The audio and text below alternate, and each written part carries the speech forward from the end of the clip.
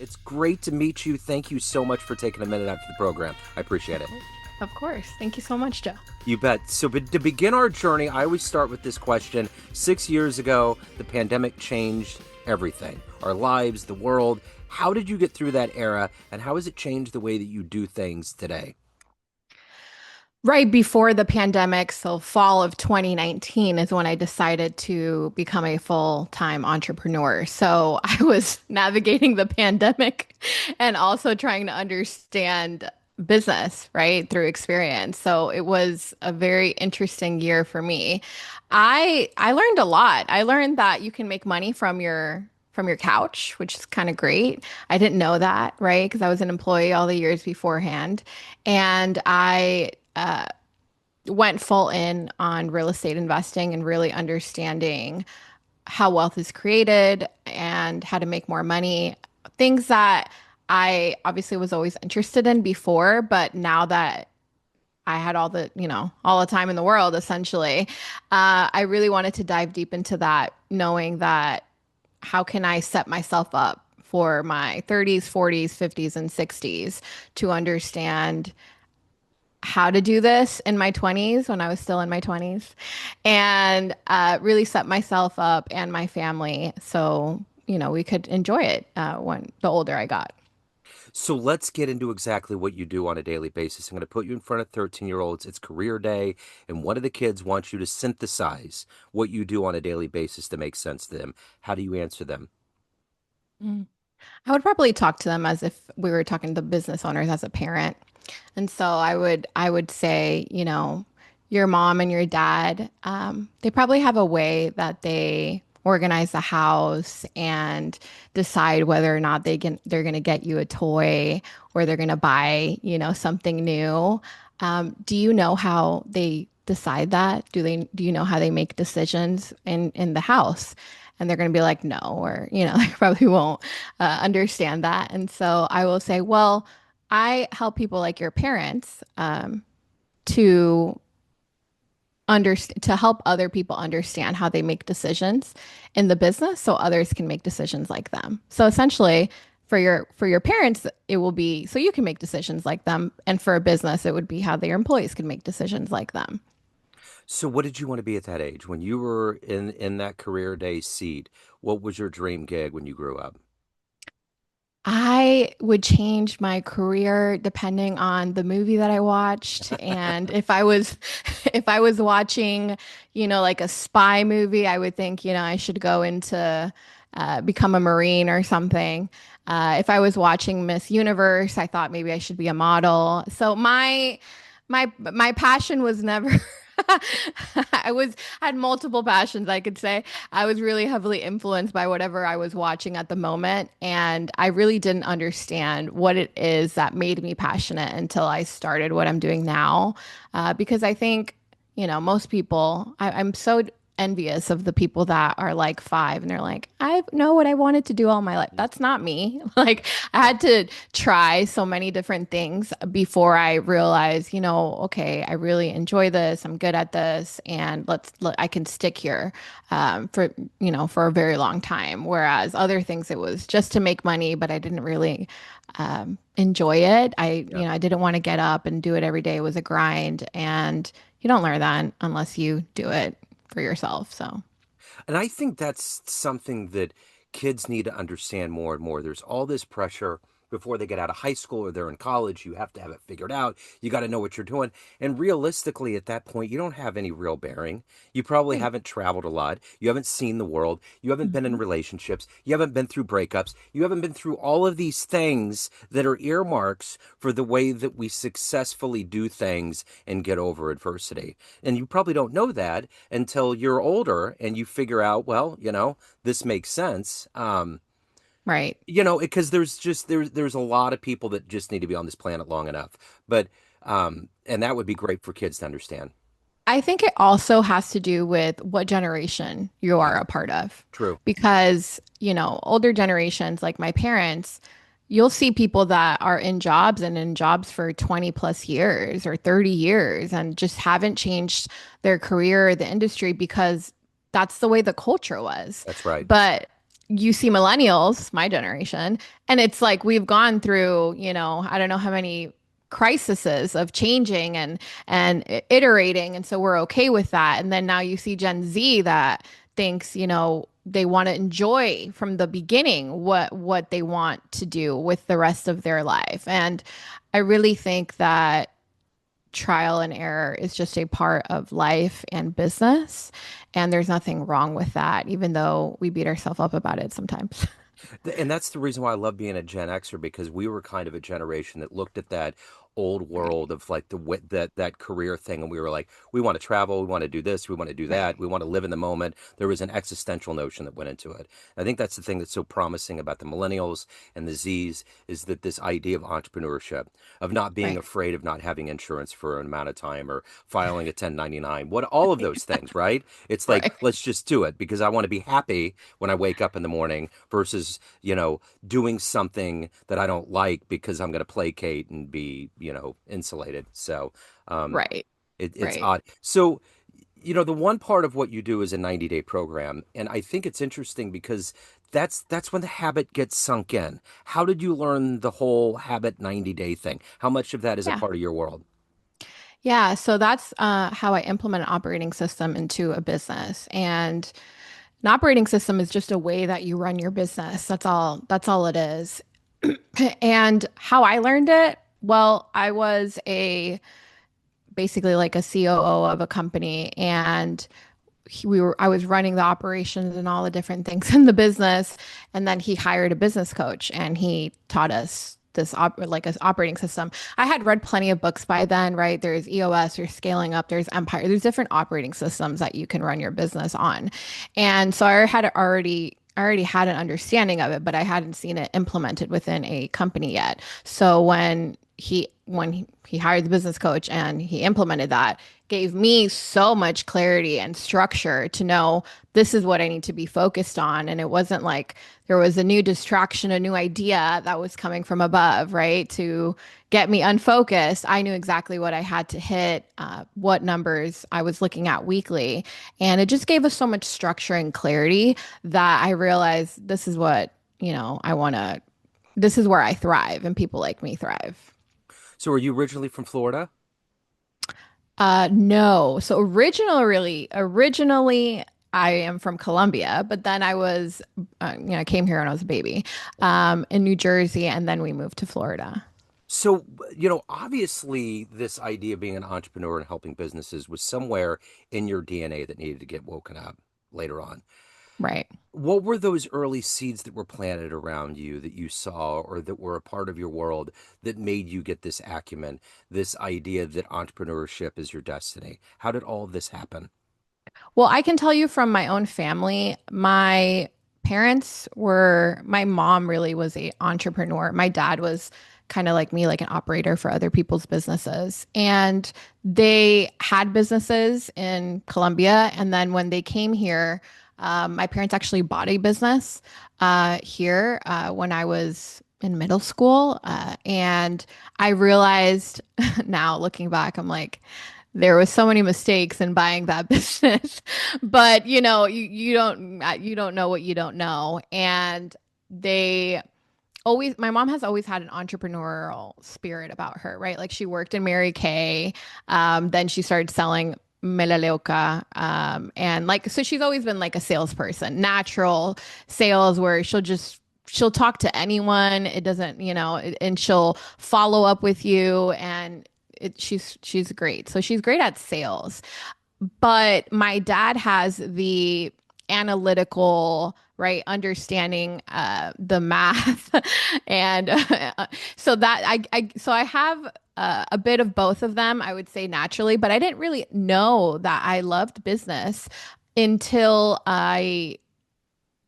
one, I went to school for it because it's funny, but my husband actually identified it back when we were not even dating. We were just friends. He's like, you seem like you'd be a great entrepreneur. And I was like, business? Because I thought I wanted to be a lawyer, right? Like I was, what, 16 when we had this conversation. And he's like, no, I think you'd be great at business. And I don't know, that must have rung a chord with me. And I thought about it.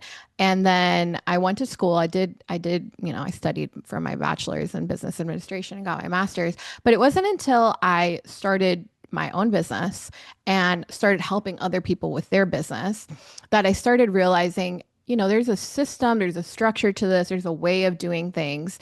And I read so many books, took so many courses, joined so many different communities and things like that, that I realized, I have natural skill set of understanding of being behind operations and running a business. Like, how do we run this business to be efficient, to make the most amount of money, so we keep the money that we're making in the business and doesn't get lost, right, on a ton of payroll and marketing and all the things. And it's not until I dove deep into it and was experimenting with a bunch of different things that I realized, okay, I really enjoy business because I do. It's just so challenging and I love a challenge. And then two, there is this people component of it where we need to understand people. We need to understand people for sales and knowing how to mirror and understanding, different people care about different things. And so, how do I speak and communicate in a way that I talk to them about what they care about and not what I care about, right? Like, we sell not the products and the features, but we ask a lot of questions. And that's how I become a good salesperson, is really understanding what is the desire and what is the pain points and how I can solve that. And then with employees, it's the same thing, right? It's understanding, well, what is their motivation? What is the goal that they have that they want to achieve within their own family? And how can I, as a company, help them to achieve that goal? It's kind of the same thing. And, they have pain points and things that we need to match up. Do I want employees in my business that are autonomous, or am I a control freak? And, like, how do I find the right fit? And so, just like sales, it's, you have a problem and I have a solution. Are we a good fit? It's the same with employees, right? Like, you have a problem or you have a goal and I have a company, and are we a good fit? Do we have core values that align, and are your performance aligning, right? Which I have a lot to do with performance and getting the right results. So that's I think how it came to be, as a long-winded answer. Yeah, no, I like it. You knocked a lot of dominoes down. And I'm curious, coming from Colombia, coming from a family that's all successful, how much of this very scary environment in America with immigration, does it make you hold on to that history of coming over here and being successful in this country more, or does it frighten you to see these things that are happening right now? Yeah, so to be honest, I am a little concerned with everything going on. I'm a US citizen, but after a few things that I've seen, it does concern me. I am a capitalist, so I do believe in capitalism. And of course, I'm in business, right? Like, Yep. of course I would. But I also think that I've seen a lot of immigrants that work their butt off and can get results for this country. And some of them are business owners and are employing other people and are good for this economy. And so I think when we have a narrative that shares that immigrants are bad, for whatever reason, it's just dangerous territory to be Yep. in. I'm not a politics person. I don't like, it's so not my thing. Yeah. But as an immigrant, like, we come here and we want to make, like, we came here obviously to make a better life, but also by us making a better life in my profession, it's, making better businesses and getting better results in business, we end up helping other people in the Uh-huh. community regardless, right? Because we bring employment, we bring more opportunity for the country. So I think that's also, but it does get a little concerning for me as an immigrant because, I think, like, do I need to carry like my passport? And Yeah, I don't know. I don't know, right? I get But it. I do think about things like that. So Yeah. yeah, Well, my great grandparents came here to Ellis Island, and that's the fabric of this country. No one's right, truly American. The real true Americans are the Native Americans right, at the end of the right. day. But all of the rest of us are transients from other countries. Mhm. We're all mixed from different ilks. So who's been that inspirational force for you in your life that's allowed you to navigate through these career choices to find entrepreneurship and be who you are today? I can't say it's like a specific person. I can tell you that the motivation for me is really figuring out what I'm capable of. And I think that, 50-year-old me or 60-year-old me would be proud of me right now because it's taking chances and making risk, like taking risk on yourself and making bold choices. It's a lot easier for me to have a job and just have a job that pays well and pays the bills. And honestly, like, that's a much easier path. There's a lot, not much figuring it out, at least for me in that case. But I was very unfulfilled in that role. And I think at this point, it's like, well, what's the upside of building a business and growing and, buying real estate and investments and things like that I've done. And I'm like, well, there's a lot of risk in it in the moment, but after time you start seeing there's a ton of upside as well. So how do I protect my downside and also look for upside and big opportunities for my life? So when you look at the landscape of entrepreneurs out there, successful ones, influential ones, if you could meet and sit down and have a lunch with one of them that might help you on your journey, who would you love to meet and talk to? Yeah, right now, probably Sharon. I don't know how to say his last name, but I think it's Rasta or Yeah. something like that from acquisition.com. Primarily because he seems just from, the organic content that he puts out there, he seems very wise and he's older a lot. He's about 13 years older than me. And I would love to understand the way that he thinks about different things. I get that from some of the, videos and things he puts out there, but he just seems like a good person. And I've met plenty of people that make a ton of money, but are terrible are terrible people and just want to step over people, and he does not seem like that to me, at least from what he puts out. So I like people. I would like to meet someone that has incredible character and integrity as a person and not just makes a lot of money because there's Yeah, plenty of people like that. So that's probably why. for sure. So let me ask you this. Being an entrepreneur, there's all these marionette strings that you have to be in charge of. It's not easy. And you're in a business environment that changes all the time with market forces and cultural, incarnations. What is it that motivates you every day to stay up, stay on top, evolve, do this effectively, take care of your own soul? When that alarm clock goes off, what's that energy every day for you?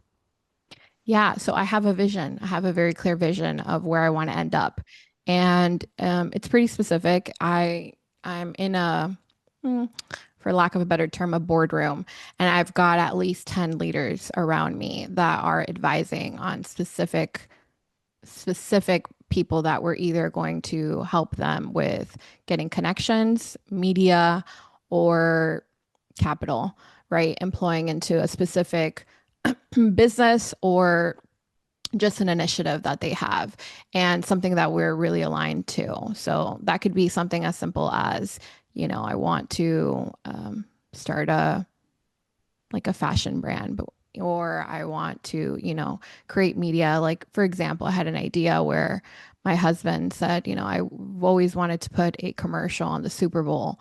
We're Christian, so to, basically evangelize and show people Jesus.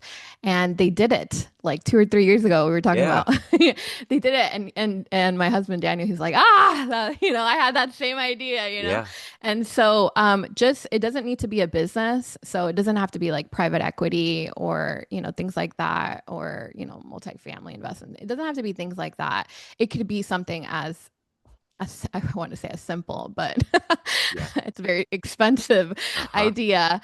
Um, but something that's driven by not ourselves, but Yeah. something that has higher purpose. And so, I just see that very specifically where people would be bringing ideas or, it could be businesses, but even something like that. And we either fund it or we connect them with the right people or bring in the right team members for them so that the dream becomes a reality. Yeah. So let me ask you this. If you had a dream tonight and ran into that young 18-year-old version of you trying to figure out your life, your career, and you walked in and there was a film projector and you flashed it on the screen and there was a 60-second highlight reel of the way your life has worked out so far, would that young version of you believe that your life turned out this way? 100%. Okay. Yes, I would. Would you have any advice? Uh, my advice would be when the failures come, because they do, it's a part of success. You can't linger in them. You can't. I had a I've always thought I was a winner ever since I was like, a kid. I'm like, I'm in this life to win it. So let's figure that out. But when failure came into my life, it was very difficult for me because I'm like this is not me. Like what, And so it was like an identity crisis that I had. And I just stayed there too long. And I've just realized with time and experience, maturity, that like those things are going to happen every day Yeah, if anything, right? Like if you want to stay in this game long enough of life, not even just business, if you want to stay in the game of life long enough and you want to and you want to have a risky life like how I have, then you're going to make mistakes along the way and you can't beat yourself up about them. You have to learn from them and just pick yourself up. So I just got really good at picking myself up and not staying down. And so that's the one thing I would say is like don't stay down for too long, learn from it, and pick yourself back up. for sure. So, of everything that you've done, overcome, achieved, evolved to, what are you the proudest of, the happiest about? The proudest accomplishment that I have is really back when I started becoming an entrepreneur, I helped a man that was, it's funny enough, in Kansas City. He had a home in Kansas City that was getting foreclosed on, and we were able to get him out of foreclosure like a day before Wow. he was going to go through it. And that man was so grateful because many other people had tried to help him out. Yeah. And they gave up because it was very difficult. Even like getting a payoff statement from the bank was just grueling. Yeah. And he was so thankful to me for being able to help him. He had a wife that passed away during labor, and because of that, he, you know, aside from the emotional difficulty that came with that, had a lot of financial struggles and couldn't keep up with the mortgage in his house in Kansas City. So, he was taking care of two kids and couldn't do it. Just went through, you know, difficult financial ruin, and he didn't want foreclosure in his name. And so I was able to get him out of that. And that was so impactful to him that to this day is still in my heart, my biggest accomplishment. That's wonderful. So at the end of the day, everyone has a perception of you, family, friends, clients, everyone that knows you, but you run the show. What's your perception of you? Who do you think you are? I think I'm very trustworthy and genuine. I, I've learned throughout the years that when people get close enough to me, most people have the wrong impression of me when they see me like out or just from a video.